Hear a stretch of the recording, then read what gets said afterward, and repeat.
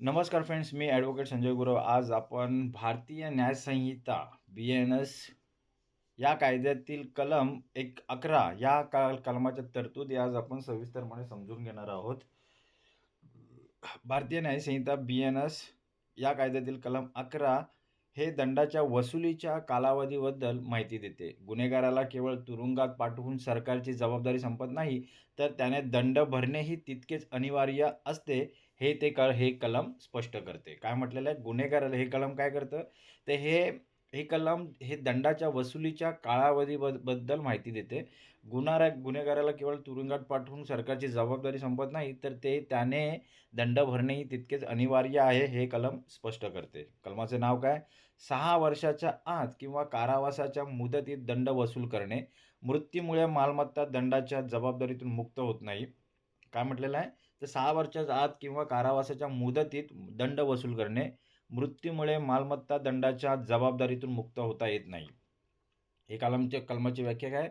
दंड किंवा त्याचा कोणताही न भरलेला भाग शिक्षा सुनावल्यापासून 6 वर्षाच्या आत कोणत्याही वेळी वसूल केला जाऊ शकतो आणि जर गुन्हेगाराला 6 वर्षाहून अधिक काळासाठी कारावासाची शिक्षा झाली असेल, तर ती मुदत संपण्यापूर्वी कोणत्याही वेळी तो वसूल केला जाऊ शकतो. तसेच गुन्हेगाराच्या मृत्यूमुळे त्याची मालमत्ता त्या जबाबदारीतून मुक्त होत नाही, जी त्याच्या मृत्यूनंतर त्याच्या कर्जासाठी कायदेशीररित्या जबाबदार असेल.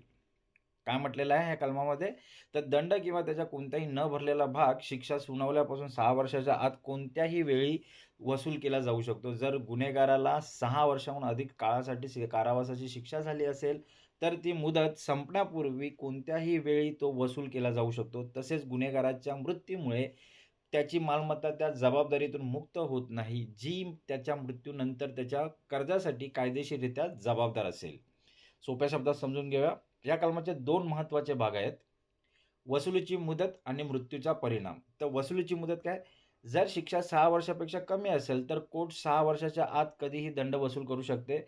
जर शिक्षा 10 वर्ष असेल, तर कोर्ट 10 वर्षे संपेपर्यंत कधीही दंड वसूल करू शकते. मृत्यूचा परिणाम काय? जर दंड न भरताच गुन्हेगाराचा मृत्यू झाला, तरी दंड माफ होत नाही. त्याच्या वारसांकडे जी मालमत्ता जाईल, त्या मालमत्तेतून सरकार दंडाची रक्कम वसूल करते. काय म्हटलेलं आहे? 2 महत्त्वाचे मुद्दे आहेत या कलमात. वसुलीची मुदत आणि मृत्यूचा परिणाम. वसुलीची मुदत काय? जर शिक्षा 6 वर्षापेक्षा कमी असेल, तर कोर्ट 6 वर्षाच्या आत कधीही दंड वसूल करू शकते. जर शिक्षा 10 वर्ष असेल, तर कोर्ट 10 वर्षे संपेपर्यंत कधीही दंड वसूल करू शकते. तर मृत्यूचा परिणाम काय? जर दंड न भरताच गुन्हेगाराचा मृत्यू झाला, तरी दंड माफ होत नाही. त्याच्या वारसांकडे जी मालमत्ता जाईल, त्या मालमत्तेतून सरकार दंडाची रक्कम वसूल करू शकते. उदाहरण समजून घेऊया. ने जर चोरी केली आणि त्याला 3 वर्षे जेल झाली, कारावास झाला, शिक्षा झाली व ₹50,000 दंड झाला. काय म्हटलेलं आहे? ने जर चोरी केली आणि त्याला 3 वर्ष जेल व ₹50,000 दंड झाला, तर जेलमधून बाहेर आल्यावरही 5 वर्षांनी सरकार त्याची मालमत्ता जप्त करून तो ₹50,000 दंड वसूल करू शकते. जर चा मृत्यू झाला, तर त्याच्या जमिनीतून हा दंड कापला जाईल.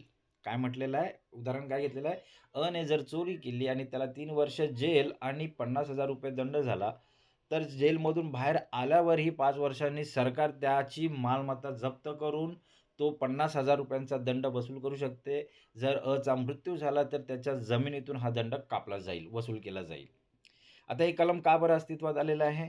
गुन्हेगार असा विचार करू शकतात, की मी एकदा तुरुंगवास भोगला, की दंड भरण्याची गरज नाही किंवा मी मेलो, की दंड संपला. अशा पळवाटा रोखण्यासाठी आणि राज्याचा महसूल सुरक्षित करण्यासाठी हे कलम अस्तित्वात आलेलं आहे.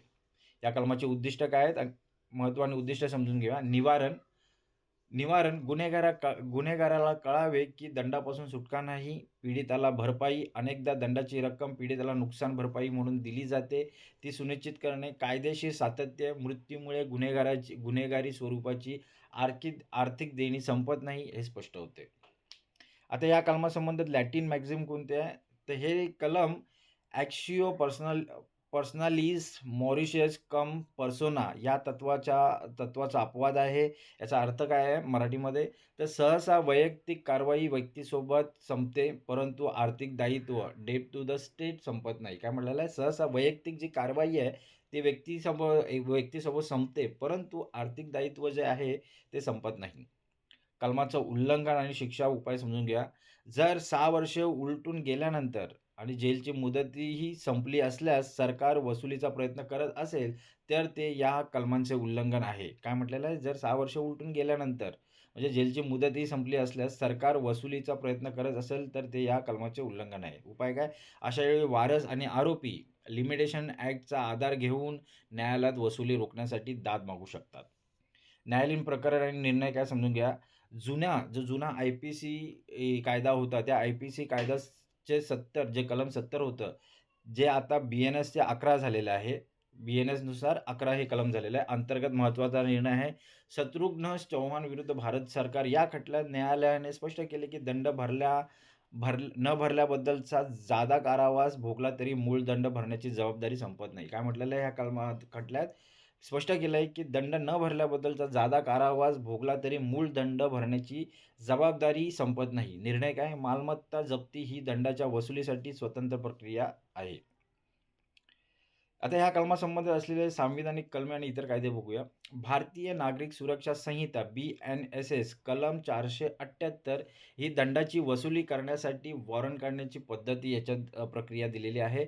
आणि दुसरा आहे हिंदू उत्तराधिकार कायदा, वारसा कायदा, मृत व्यक्तीच्या मालमत्तेतून कर्ज फेडण्याची जबाबदारी वारसांची असते. त्याच धर्तीवर हे कलम काम करते. कलमाची समीक्षा काय? तर हे कलम अत्यंत कडक आहे. विशेषतः मृत्यूमुळे मालमत्ता मुक्त होत नाही. ही तरतूद गुन्हेगाराच्या निर्दोष वारसांवर अन्यायकारक ठरू शकते, असे काहींचे मत आहे. मात्र गुन्हेगारांतून कमावलेली संपत्ती जप्त करण्यासाठी हे एक प्रभावी शस्त्र आहे. आता ह्या कलमाचे निष्कर्ष काय आहे? ते कलम 11 हे सुनिश्चित करते, की कायद्याचा हात लांब आहे. वेळ निघून गेली, की व्यक्तीचा मृत्यू झाला तरी गुन्ह्याशी संबंधित आर्थिक दंड सरकार वसूल करू शकते. हे गुन्हा करून सुटता येत नाही, या तत्त्वावर बळकटी देते. तर मित्रांनो, आज आपण भारतीय न्याय संहिता ह्या कायद्यातील कलम 11च्या तरतुदी चांगल्या प्रकारे समजून घेतलेल्या आहेत, सविस्तरपणे समजून घेतलेल्या आहेत. हे कलम अधिक चांगल्या प्रकारे समजून घेण्यासाठी तुम्ही हा व्हिडिओ वारंवार पहा, जेणेकरून ह्या कलमाच्या तरतुदी तुम्हाला अधिक चांगल्या प्रकारे समजतील. असेच कायदेविषयक ज्ञान मिळवण्यासाठी, माहिती मिळवण्यासाठी तुम्ही आमचं चॅनल सबस्क्राईब करा, लाईक करा, शेअर करा. आपल्या प्रियजनांना, मित्रांना फॉरवर्ड करा, जेणेकरून त्यांनाही कायदेविषयक ज्ञान मिळेल, त्यांनाही कायदेविषयक माहिती मिळेल. तर आज आपण इथेच थांबूया. धन्यवाद.